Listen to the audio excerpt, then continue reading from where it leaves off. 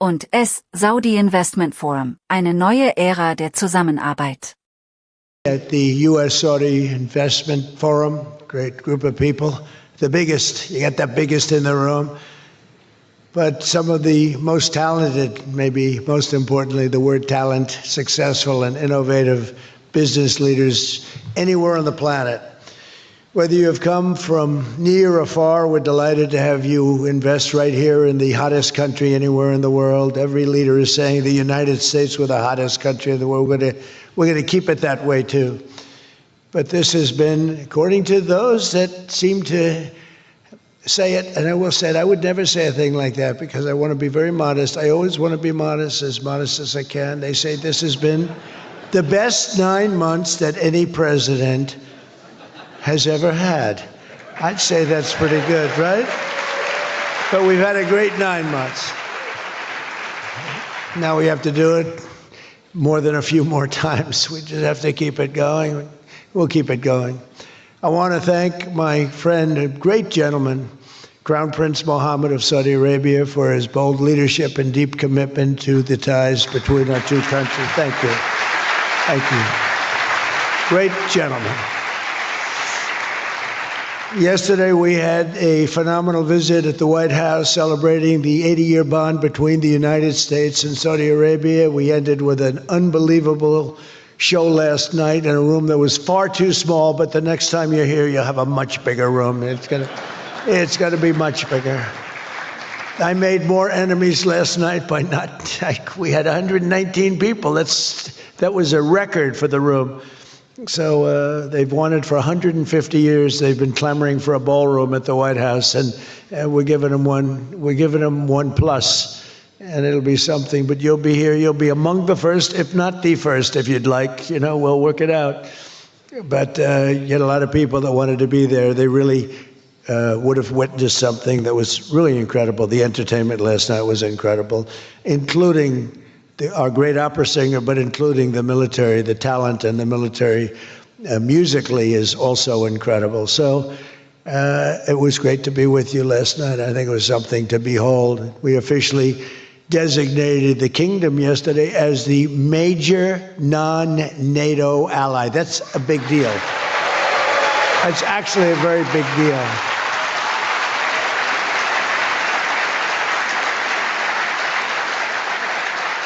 Great honor. That happens seldom, very seldom, if at all. So I just want to congratulate you on that. That's a sign of trust. We signed a historic strategic defense agreement yesterday also, and that's something that is likewise very rare, and it's a very honored company that you're in. And we're going to be selling Saudi Arabia some of the greatest military equipment ever built. We build the best military equipment in the world by far. That's why we do the most business, including nearly 300 American-made tanks is what you're buying, among many other things, the airplanes, and we're working on getting that approved very quickly. It's already approved, but don't worry.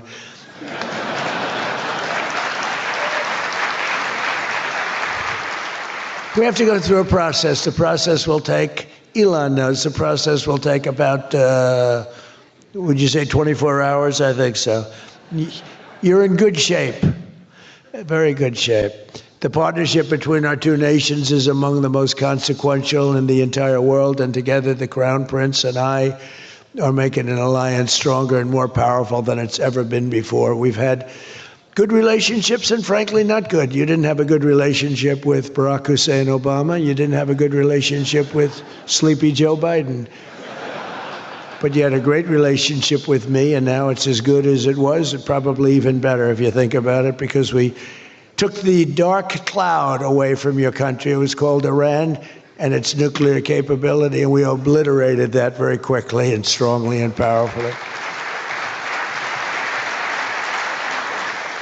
But that was a real cloud over the whole Middle East, and now they want to make a deal.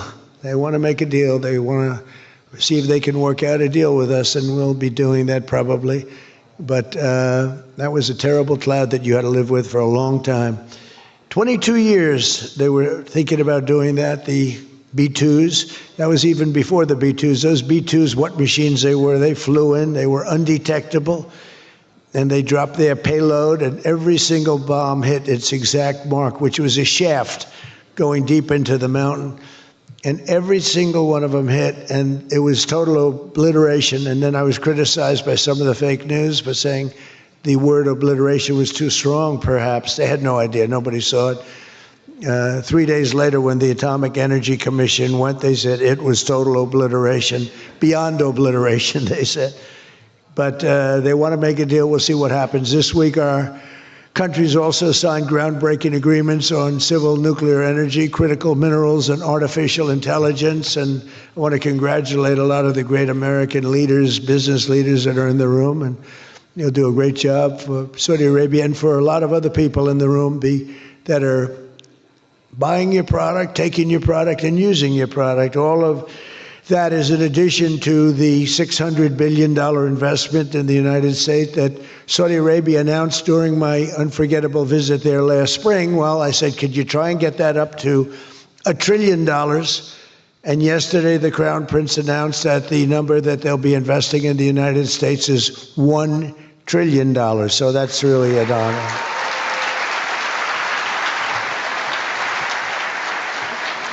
And we just took a picture backstage with some of the great business leaders and some of the great people, friends of mine from your country, and beautiful picture. And while we were taking the picture, I said, could you make it 1.5 trillion? So he's got something to think about. I don't know. We'll get something. I think we'll get something, Scott, right? But many of you in the room are playing a key role in making these projects happen, and we're told that $270 billion in agreements and sales are being signed between dozens of companies, and that's just happening today, $270 billion. That's big stuff. So on behalf of the thousands of American workers who I care about most, I want to thank you for bringing all those jobs and all those great opportunities to America and bringing great wealth to America. We've become a very wealthy country. We have a couple of little things. We're waiting for a decision. We hope that's going to be good, but if it's not, we always find ways, we find ways, but we've done things that nobody thought were possible, and we're taking in trillions and trillions of dollars. Tariffs have been, frankly, the best thing that's ever happened to our country. They've always been used against us, and we never had people that were smart enough to use them in the opposite direction. But now you do, and we have taken in trillions of dollars, and it's been absolutely amazing. We're going to be doing a dividend to the people, low and middle income, moderate income people, of at least $2,000. In addition to that, we'll be paying down debt very substantially. It's the kind of money we're taking in. And really, countries that took advantage of us are no longer taking advantage of us. Friends, some of our friends treated us far worse than our enemies on trade anyway, and we've got that all straightened out. And everybody's happy. They respect us again. It's like one of those things. I think they like us better, and they actually respect us, and it works out much better for us, too. But I especially want to thank our numerous Saudi friends here today, including the ambassador to the United States, a friend of mine, Princess Rima. Thank you very much.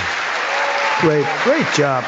Great representative you have. You sent a good representative. And many distinguished ministers and members of the cabinet, governor of the Public Investment Fund. Where's Yasser? Yasser's here someplace.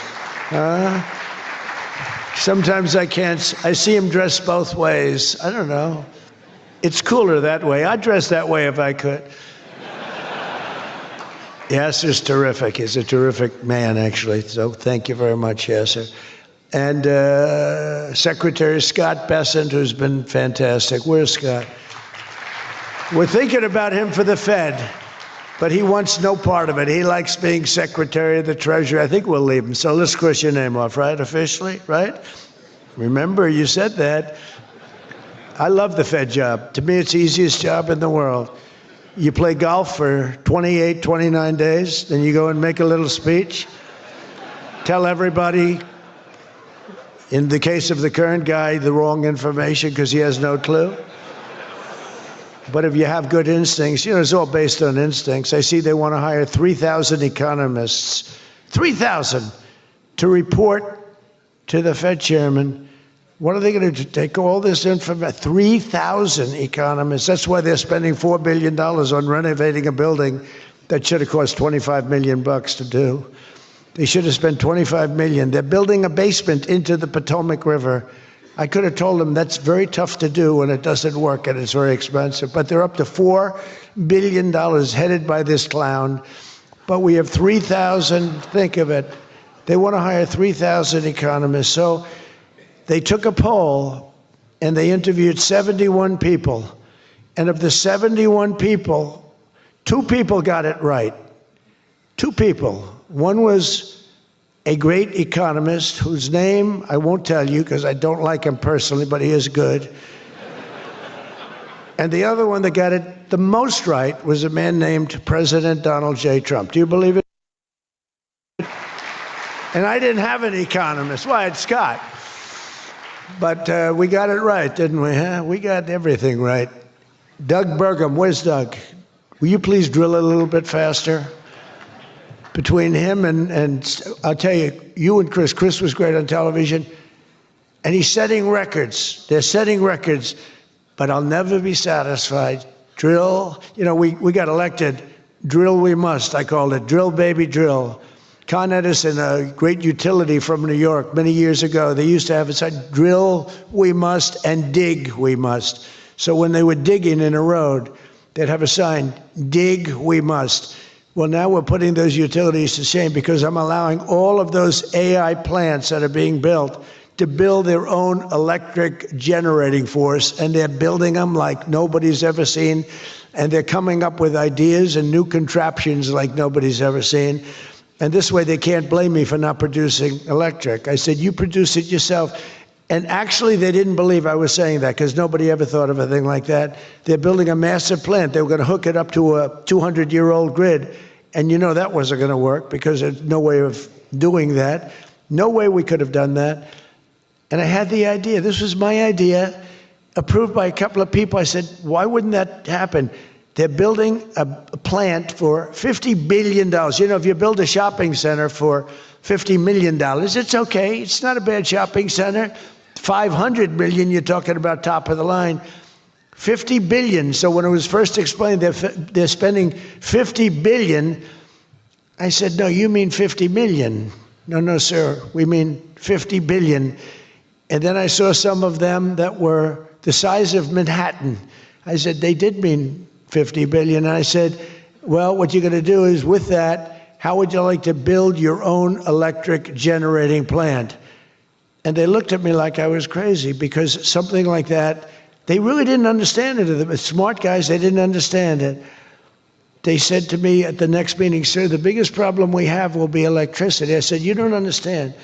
I told you last week, you're going to build your own. I'm giving you approval to build your own plant, and you will be approved within a period of 2 to 3 weeks. It used to take 20 years prior to termination. In other words, you would wait 20 years and you wouldn't make it. You'd be voted down 5 to 4. I said, we're getting you approved in a 2-week, 3-week period. In fact, Lee Zeldin, one of the superstars of this administration, I said, Lee, if it's oil and gas, get them approved in 2 weeks.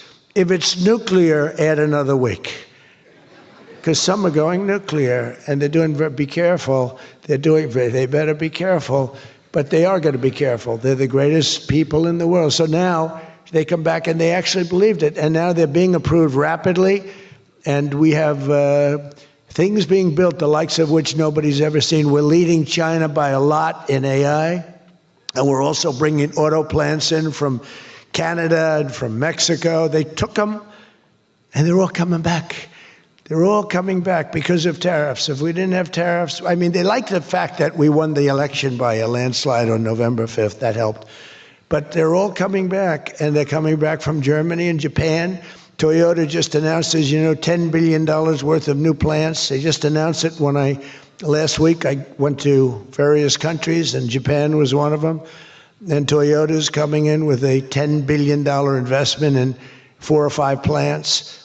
Now, we're going to be more advanced than we were. So we led the car industry like 100% 50 years ago. We led the chip industry 30, 40 years ago. We had 100%.